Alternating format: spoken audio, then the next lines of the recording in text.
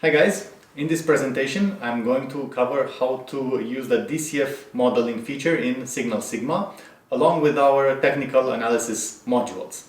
At the end we will reach a price target for a company, in this case Netflix. Their earnings are coming up anyway, so I want to model the company and show you guys how easy it is to create a pretty accurate model. What I'm going to use for this analysis is the data available on Signal Sigma, the price chart, so the price data for the company, and the company's own guidance. I'm not relying on anything else or on any other type of research, forensic, sentiment or otherwise. So this is all the data I'm going to use. From the main page, we click your account, access your research space, and click on fundamental analysis. Click to access valuation model spreadsheet.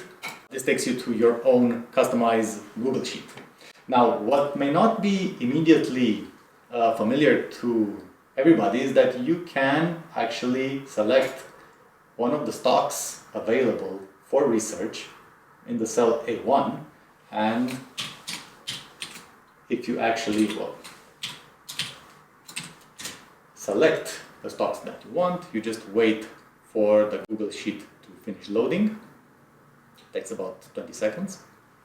And we already have a working DCF model. Now this is the yearly part right above, so we are going to just leave that as it is and scroll down to the quarterly projections.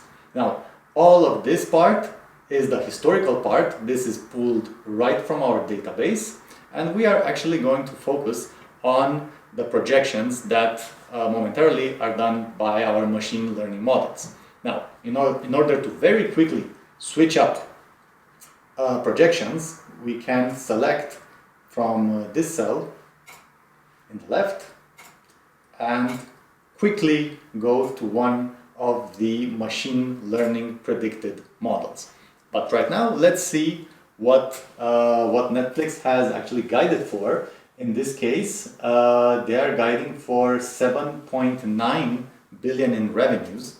So 7.9 billion in revenues for the next quarter of Q1 2022. That would be somewhere between the neutral and low revenue projections that our machine learning algorithm has actually predicted. So we are going to go with a neutral approach. Okay, copy the data from here into the manual revenue projection. So we are going to only paste values. There we go.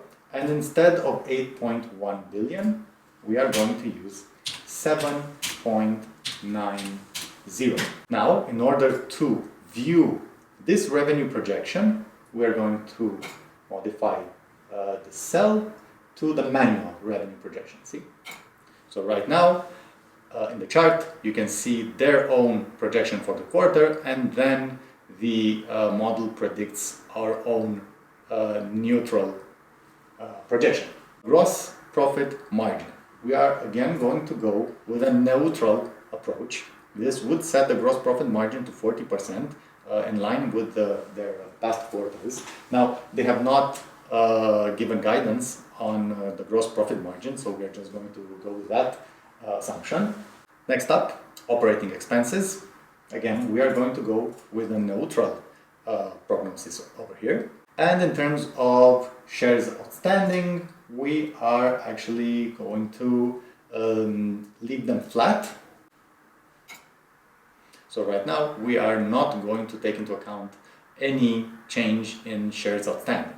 This would take us to a diluted EPS of $2.32 this quarter, which is a bit lower than their own current guidance of 2.86. So we need to make some adjustments, mostly to their operating expenses and to the gross profit margin in order to hit that 2.86 number in diluted EPS. We can do this one of two ways. We can either adjust the gross profit margin or the operating expenses. Let's set operating expenses to high. By the way, high means higher to closer to zero, so higher operating expenses are actually good for the bottom line. So just by doing this assumption, right now we are going to get 2.69.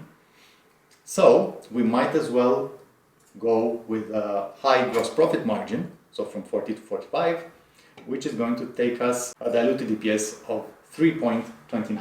So it's somewhere between these levels. Right now I'm going to focus on getting a gross profit margin a bit lower. So if 40% is the neutral assumption and 44% is the high assumption, we're going to try to go with 42%, for example. Select the manual projection from here so we can get it in the chart. And this will give us a diluted EPS of 291, so we're getting close to there on 286. Let's see if we can adjust this a bit lower, maybe 41.5 will do the trick for us. And there we have it. We're at 284, they're at 286. So this is mostly how we project their next quarters to be, right? The only significant assumptions that are deviated from machine learning projections are the shares outstanding, and that's about it. Everything else is quite in line right now with the own company's guidance. Now let's check out what this means in the yearly model. So right now we are modeling revenues with revenue growth derived from the quarterly model. This means that these numbers for revenues are actually derived using our projection done right over here. Now we can override this with a manual value input or percentage input, but we're not going to do that right now. So as you can see, it takes into account a growth rate and keeps it flat for 5 years. So we're just going to leave revenue projection like that, derived from quarterly model. Actually, the gross profit margin is derived from the quarterly model, and it keeps it flat again for 5 years. In terms of operating expenses, we check the actual numbers to see if they make any sense. So actually, again, these seem to make sense because Netflix has spent around 20% of their revenues in operating expenses. So we assume that this is how their business is going to operate in the future. And in terms of shares outstanding, we are going to keep them flat. So see, shares outstanding are kept flat at 455 million. Now this will give us an EPS number going 5 years into the future, and it's the moment where we go into the valuation build part of the model. So we plug in the weighted average cost of capital, which for Netflix right now is 6.58%, so 6.58%. You can actually get this from a number of sources online, and we need to assign them an EBITDA multiple. Now, how do we do that? Well, my preferred way is to link the EBITDA multiple to the price to forward sales. So let's see.